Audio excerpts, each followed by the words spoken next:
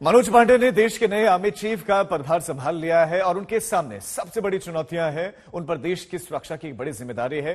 आज तक संवाददाता मंजीत नेगी ने नए आर्मी चीफ से एक्सक्लूसिव बातचीत की है, सुनिए। देश और दुनिया में तेजी से बदलते हालात के बीच जनरल मनोज पांडे ने सेना प्रमुख का पद संभाला है।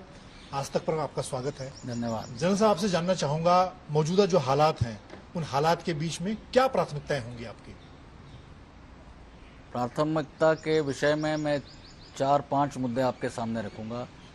सबसे बड़ी और अहम प्राथमिकता ये रहेगी कि हमने हमारी जो ऑपरेशनल प्रिपेयर्डनेस है,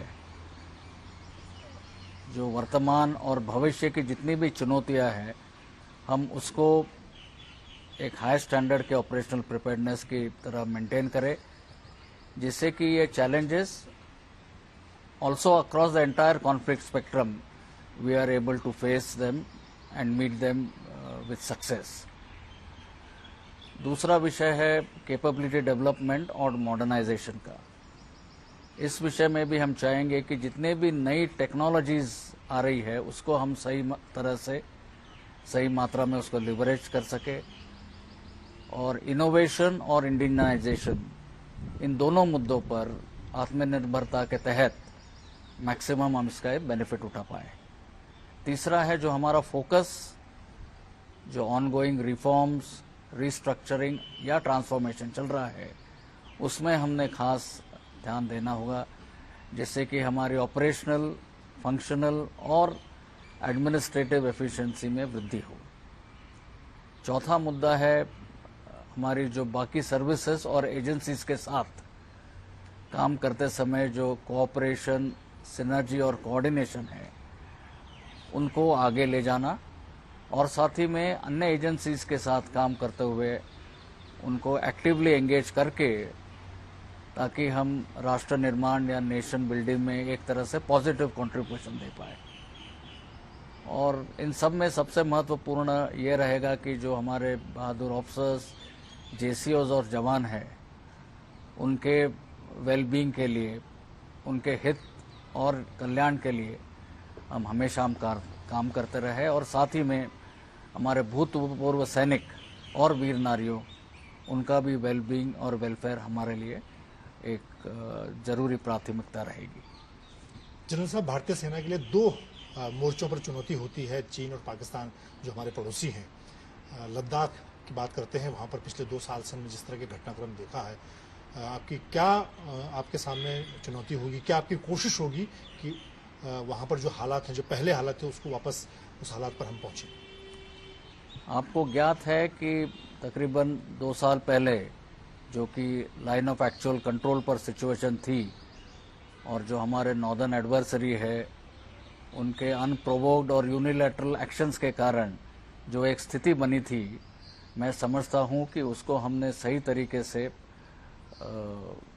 डील किया हुआ है।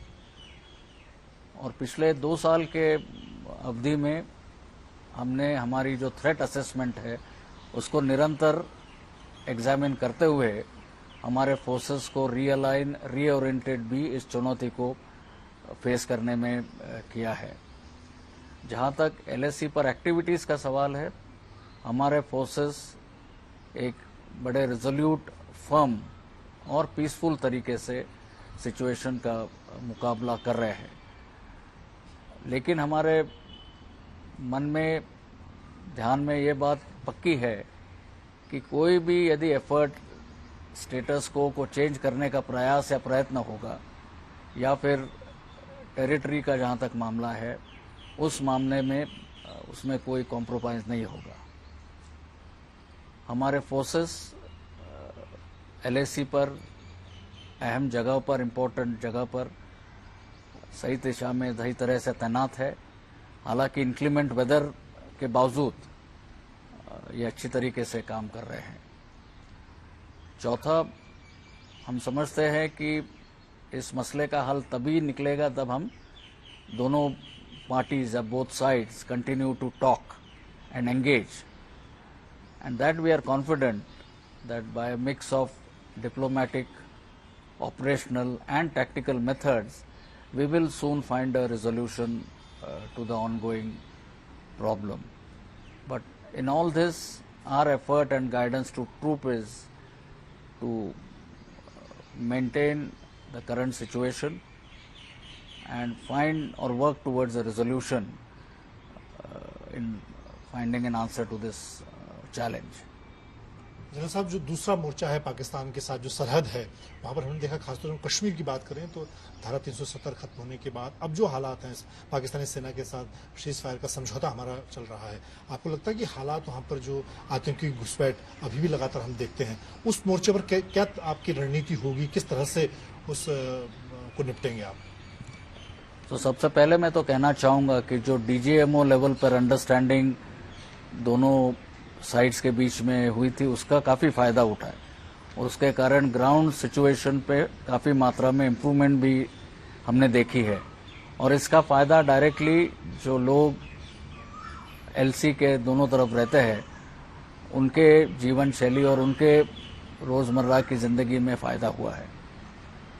पर जहां तक terrorist infrastructure, terrorist training camps का सवाल है, उसमें हमको कोई ऐसे खास एविडेंस नहीं है जिसके कारण मैं कह सकूं कि उसमें कोई कमी हुई है, बल्कि जितने भी टेररिस्ट संख्या या नंबर्स के हिसाब से मैं कहूंगा कि उसमें थोड़ी वृद्धि ही हुई है। जहां तक वायलेंस लेवल्स का सवाल है, जो लाइन ऑफ कंट्रोल पर, उसमें कुछ मात्रा में कमी हुई है, लेकिन हिंटरलैंड में जो वायलेंस है उसमें उतना सिग्निफिकेंट हमको इम्प्रूवमेंट दिखने में नहीं आ रहा है,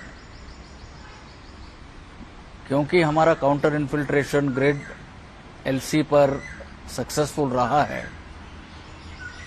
पाकिस्तान ने उसके चलते अभी अपना फोकस और ध्यान, मैं कहूंगा नार्को टेररिज्म नेक्सस जिसे कहते हैं हम, उस पर ज्यादा ध्यान देते हुए हमारा जो आईबी का इलाका है जम्मू में या फिर उसके फर्दर साउथ पंजाब में, वहां पर गतिविधियों में बढ़ोतरी हुई है, जिसमें कि smuggling of arms, smuggling of narcotics, smuggling, dropping of arms through drones, इस तरह की कई एक्टिविटीज वहां पर हो रही है। तो मैं समझता हूं और कहना चाहता हूं कि एक तरह से हाइब्रिड थ्रेट अभी पाकिस्तान से, वो अभी भी it is still present, but we are very clear that any acts of terror, any acts of such activities which are inimical to our interest will be dealt with firmly under all circumstances. Sir, एक सवाल जो इस वक्त सब देख रहे हैं, जिस तरह के हालात रूस और यूक्रेन के बीच युद्ध के बने 2 महीने से ज्यादा का वक्त हो गया है, इस युद्ध से भारतीय सेनाओं और खासतौर से भारतीय सेना ने किस तरह का सबक लिया है? क्या चुनौती, किस तरह की तैयारी होगी इस युद्ध को लेकर, हम अगर देखें उसको सबक के तौर पर? तो आप सही कह रहे हैं, जो रशिया और यूक्रेन का वॉर, लड़ाई जो पिछले ऑलमोस्ट 2 महीने से अभी चलती आ रही है, उससे हमारे लिए और भारतीय सेना के लिए खासकर कई अहम लेसन्स हम ड्रॉ कर सकते हैं। उसमें सबसे पहला ये है कि जो कन्वेंशनल वॉर या युद्ध, उसका अभी भी मैं समझता हूं रिलेवेंस है। आपने देखा युद्ध के दौरान दोनों तरफ से artillery, tanks, air defence guns, anti tank guns, drones, counter drones, इन सभी तरह के आर्मामेंट और इक्विपमेंट का इस्तेमाल हुआ है। तो हमें भी उससे सीख लेते हुए इस डोमेन या इस स्फीयर में कैपेबिलिटी डेवलपमेंट में खास ध्यान देना चाहिए। दूसरी बात है और दूसरा लेसन ये है कि हमें अपना इंडिजिनस या फिर self reliance in armaments, in sustenance, in our equipment that we have, we slowly have to develop that capacity. हमें बाहर के सोर्सेस पर निर्भरता कम करके अपनी खुद आत्मनिर्भरता पर ज़्यादा जोर देना पड़ेगा। और जो आत्मनिर्भरता या मेक इन इंडिया इनिशिएटिव है, मैं कहना चाहूँगा कि इंडियन आर्मी उसमें पूरी तरह से अलाइंड है। उसमें ना ही सिर्फ सहयोग दे रही है, पर हम समझते हैं कि उसको हमने मैक्सिमम उसका फ़ायदा उठाना चाहिए, ताकि आगे चलते हमारी कैपेबिलिटी डेवलपमेंट ज़्यादा से ज़्यादा आत्मनिर्भर सोर्सेस पर डिपेंड करे।